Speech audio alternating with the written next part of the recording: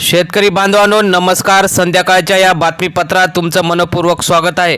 आपण काही महत्त्वाच्या झटपट बातम्या बघणार आहोत। चॅनलवर जर नवीन असाल तर चॅनल नक्की सबस्क्राइब करा। आपण सुरुवात करूया। दूध भेसळ तपासणीसाठी एका दिवशी 1000 नमुन्याचे संकलन, तपासणी अंती कारवाई करण्याचे मंत्री झिरवळ यांचे आदेश। अनेक ठिकाणी भेसळ होते, अशा वेळी कोठे तक्रार करायची याची माहिती सुद्धा दिलेली आहे। त्याचा हेल्पलाईन क्रमांक आपण बघूया।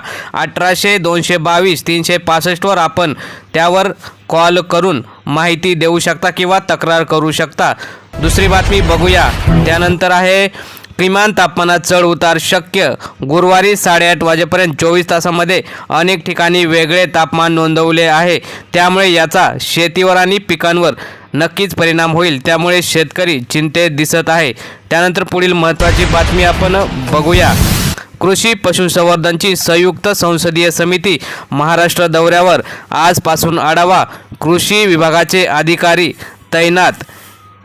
त्यानंतर पुढील महत्त्वाची बातमी आपण बघूया।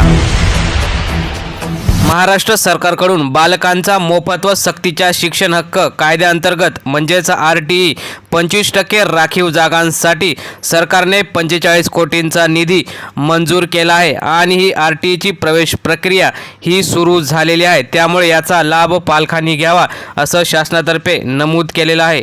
त्यानंतर पुढील बातमी बघूया। बारामती परळीत साकारणार पशुवैद्यकीय महाविद्यालय।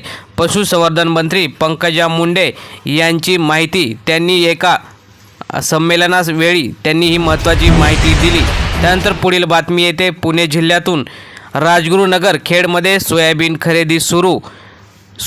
खरेदी सुरुवात झाली असून